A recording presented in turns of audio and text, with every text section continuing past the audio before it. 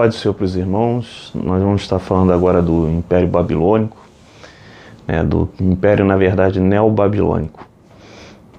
O Império ali que teve seu início ali com Nabopolassar, pai de Nabucodonosor, e na verdade tomou forma no governo de Nabucodonosor II.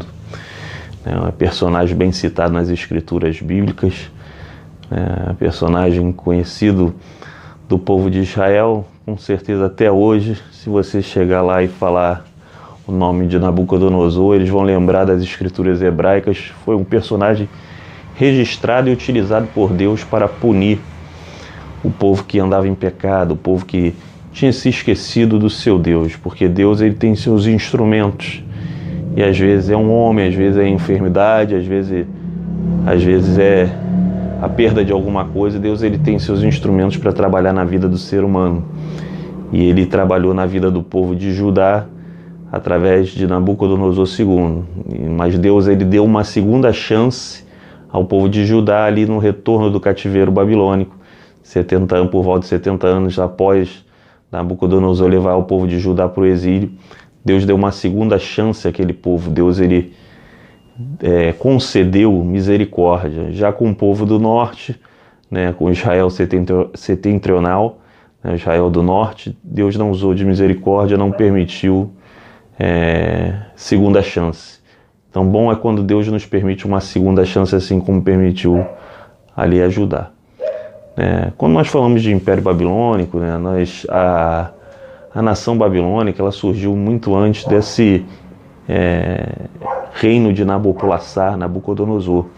Ela surgiu lá atrás em duas cidades sumérias, a cidade de Akkad e a cidade de Calnesh, duas cidades sumérias. Os sumérios foram a primeira civilização da qual se tem um registro assim encorpado, É uma civilização de origem, se crê, indo-europeia, semita, mas foi a que habitou ali na Mesopotâmia, e teria sido a primeira civilização em que se constituiu o sedentarismo, onde as pessoas se concentraram e ficaram e abandonaram o nomadismo, e ali fundaram cidades e estados. Fundaram cidades onde tinham governos pessoais, tiveram algumas dinastias. A própria cidade de Ur dos Caldeus, onde Abraão nasceu ou viveu, não se sabe exatamente, mas fala que ele saiu de Ur dos Caldeus, Essa própria cidade teve algumas dinastias de governos locais. Então as cidades sumérias, apesar dos sumérios serem considerados como uma civilização como um todo, na verdade eles não eram unidos como um estado. Eles tinham as cidades e estados, cada um com a sua independência, e seus governantes, que eram também os intercessores entre eles e os deuses que eles criam, chamados patese. O governante não só governava, como também era representante religioso, era o representante do povo diante dos deuses, e ele fazia seu relacionamento com Deus, com os deuses, no caso ali, o Deus seja qual for, através dos zigurates, que era uma espécie de pirâmide, e ali se supõe que ele ia ao topo dos zigurates para ali falar com Deus, então, ou com os deuses, seja qual for o Deus. E ali, quando ele se achegava, ele estabelecia uma comunicação com os deuses. Nós podemos ver isso registrado na Bíblia, no episódio da Torre de Babel. Era um costume da Suméria construir torres zigurates para ali um líder fazer a comunicação entre o povo e Deus, ou o povo e os deuses. Então se entende dentro do contexto da época que o Nimrod bíblico ele estava construindo uma espécie de zigurate, o mais alto de todos, para que ele pudesse chegar até Deus e que o povo pudesse também estabelecer essa comunicação, na verdade através dele, onde ele seria uma espécie de patese. Então é uma cultura da Suméria. Então a Babilônia ela surgiu, essa etnia, essa civilização começou a surgir ali a partir das cidades sumérias de Akkad e Calnesh. Akkad e Calnesh estão registrados em Gênesis capítulo 10, versículo 10. quando se fala no Império Babilônico, o Império Babilônico ele teve um primeiro império, uma primeira dinastia, o Império Amorita, né, onde a grande figura de destaque foi Hammurabi, né, onde ele estabeleceu um código de leis, tem uma pedra, se não me engano é no Museu de Londres, lá com os escritos esse código de lei escrito cuneiforme, ali registrado, onde nós podemos verificar ali a lei de Talião, aquela lei do olho por olho, dente por dente, que tem também na lei de Moisés. Era uma lei bastante praticada na época. Se você tomou um escravo de alguém, né, ou alguém te emprestou o escravo que possuía, aquele escravo morreu trabalhando para você, você teria que ressarcir o proprietário do escravo, concedendo um outro escravo a ele. Então a lei de Talião se pagava na mesma moeda. Nós vemos isso alterado por Jesus Cristo. Jesus ele até fala: ouviste o que foi dito aos antigos, olho por olho, dente por dente. Ou seja, ele não fala somente da lei de Moisés, ele fala aos antigos. Ou seja, essas civilizações também utilizavam essa lei. Então foi um grande destaque ali no Império Amorita, que foi perdendo sua força com o passar dos anos. Depois de Hammurabi foi perdendo sua força e meio que sumindo no tempo. E aí ele se criou meio que uma lacuna e só foi tomar força de novo ali com Nabucodonosor, porque as cidades da Babilônia elas foram passando por outros impérios. Nós vemos que o Império Assírio dominou a cidade de Babilônia. Tem a cidade de Babilônia e o Império Babilônico em função dessa cidade, mas o Império Babilônico não era só essa cidade, mas é a cidade que dá origem, e nós podemos ver que ali outros impérios tomaram conta daquela região.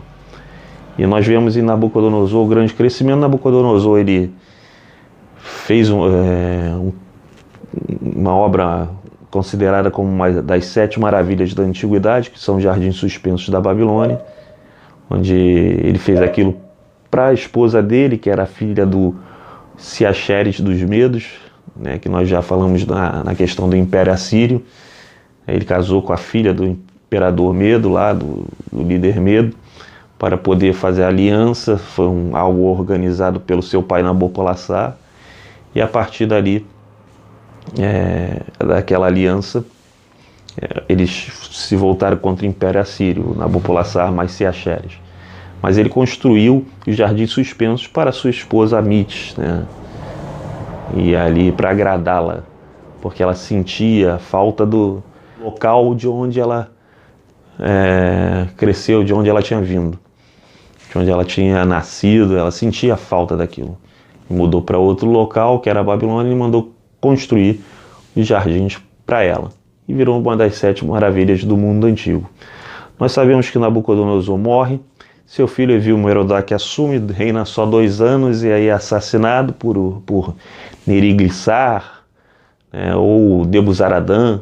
Aí tem diversos nomes, né, para esse personagem, que seria o seu enteado, né, no caso.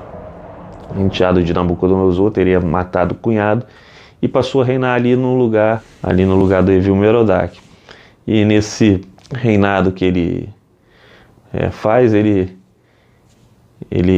é sucedido por Lambaci Marduk, e aí que reinou muito pouco. O registro não se tem o tempo de registro de reinado dele, reinou muito pouco, não chegou nem a ano, que foi substituído por Nabonido. Nabonido ele reinou, teve como corregente o seu filho Belsazar, e Belsazar você conhece do livro de Daniel, onde nós temos aquele episódio da mão que escreve na parede, Mene Mene Tekel Parsim, e ali o seu reino foi por terra, naquela festividade tão fatídica, onde Ciro, rei da Pérsia, ele vem e toma ali o poderio da cidade de Babilônia. Mas Belsazar reinou com seu pai Nabonido. Não tem esse registro na Bíblia, mas nas crônicas de Nabonido tem, que Nabonido reinou com seu filho Belsazar.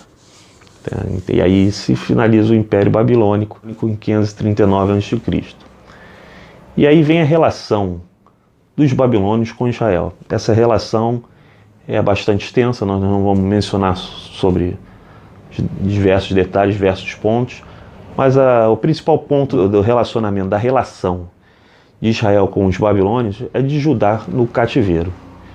Judá foi levado em 3 levas para o cativeiro. Nessas 3 levas, na primeira teria ido Daniel com os jovens, na segunda teria ido o rei Joaquim com o profeta Ezequiel.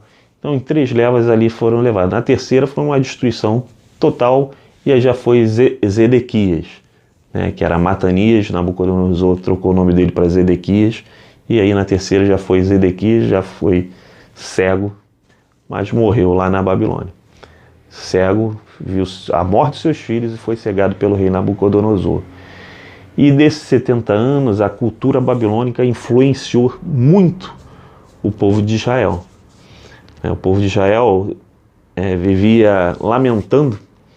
Nós vemos uma lamentação do povo de Israel no Salmo 137, vivia lamentando acerca do afastamento da sua terra, mas ali o povo de Israel habitou, começou a cultuar nas sinagogas, daí surgiram as sinagogas e o ensino da lei foi intensificado, porque o povo começou a ver, o meu Deus me puniu e eu não posso ser mais punido pelas mesmas transgressões que eu cometi antes. Então, ali houve uma intensificação do ensino, e aí no retorno do cativeiro com Esdras,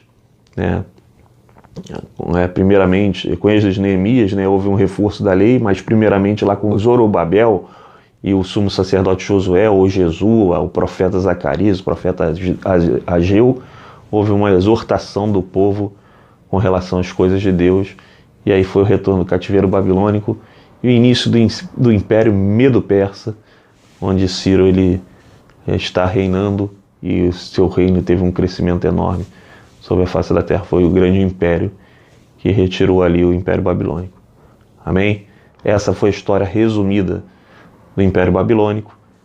Eu espero que os irmãos estudem esses pontos e gravem, e Deus abençoe os irmãos e fiquem na paz do Senhor.